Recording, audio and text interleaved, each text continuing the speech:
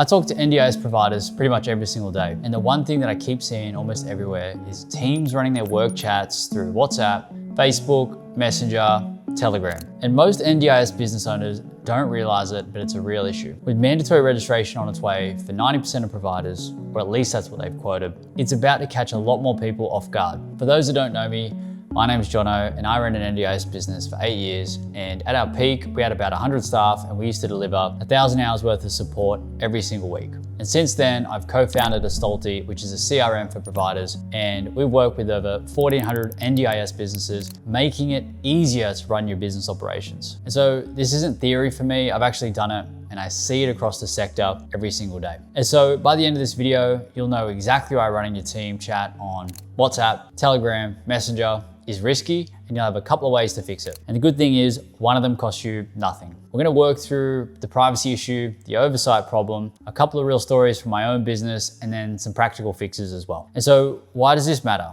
I mean, firstly, not just with mandatory registration, but with where the data is getting stored on a lot of these platforms, it's a big problem if you're trying to stick by the Australian privacy principles. And so the stuff that gets shared in these group chats, participant names, addresses, medication information, behavior support information, this is all sensitive information. And these platforms are often non-compliant or not compliant with the Australian privacy principles. And most providers that I speak to have no idea, right? If you're not familiar with the Australian privacy principles, in simple terms, they're the rules under the Privacy Act that tell organizations how they're allowed to handle personal information. Now, for NDIS providers who deal with sensitive information every single day, the bar is pretty high. And one of the rules is pretty simple, right? If you send personal information to an overseas company, you're the one responsible for making sure that they handle it to Australian standards. Doesn't matter that you're not the one storing it overseas, you're still the one responsible, right? And so why now? Well, mandatory registration is coming for 90% of providers, and the compliance bar is going to go up for a lot of people. There's a lot of unregistered providers out there who are operating potentially non-compliant, and this stuff is flying under the radar because they haven't had to go through an audit and review these internal policies and procedures. And so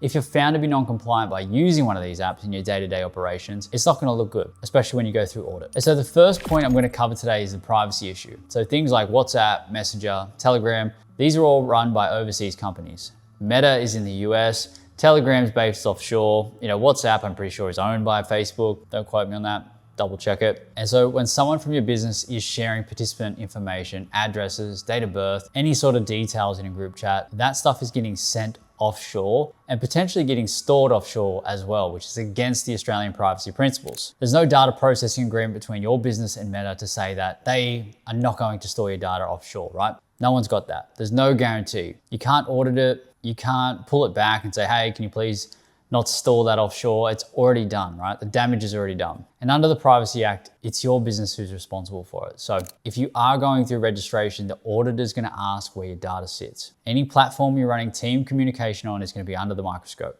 So you've got to make sure that you're not using anything where your data is potentially getting stored offshore. Now, the oversight problem. Now, let's put the legal stuff and the storage stuff to the side for a second. There's a more practical issue for your business at hand as well. And that is you've got zero oversight and zero control. And so this is a story that happened to me in my office. I heard someone talking about them sharing tax advice with support workers in a group chat. And my first reaction was kind of like, well, why are you in a group chat with support workers in the first place?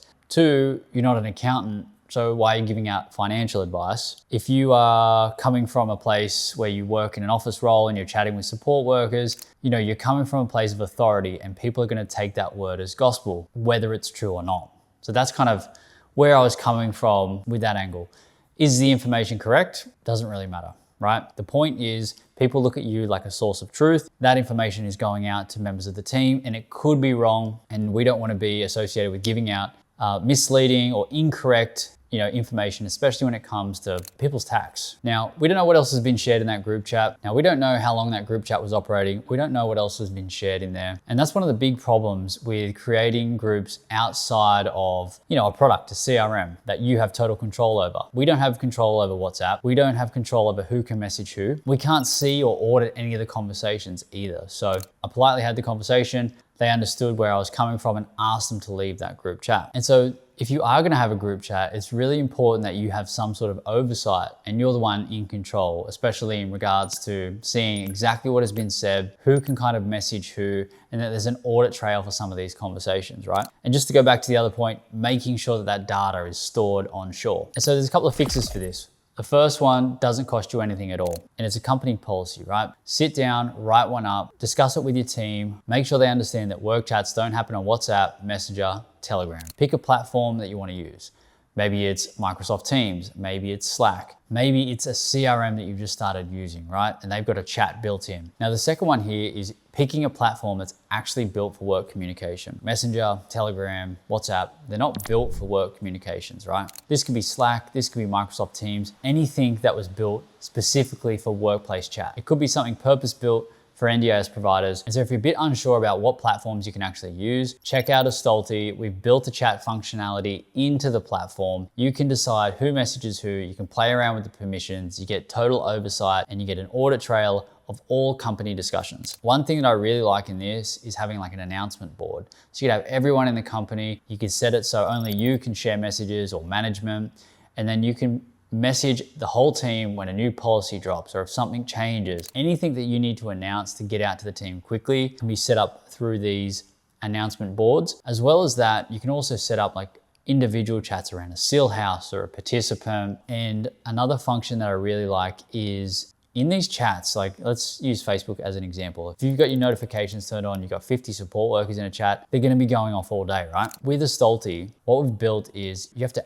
at someone in order for them to get notified, because otherwise you're just getting notified all day. And when you get notified all day, it's just noise. You don't take any of it in. So we want to filter some of that noise out. If you want to see that in action, head to astalty.com.au, book a discovery call with the team. We'd love to show you through the whole thing. So to wrap up, make sure you've got a system in place that you can properly oversee, that follows the Australian privacy principles, where you can audit any of the company conversations and act on what you find. The other great thing, you can remove someone from a chat if they leave the organization. Instead of them still having access to WhatsApp, still having access to participant information, or being able to message other people from the organization as well. Then you've got an answer when audit comes, your data's in the right place, you can get back to running your business, and you don't have to worry about whether you're compliant or not. And so if you want to see more videos like this, be sure to subscribe to the channel, and I'll see you in the next video.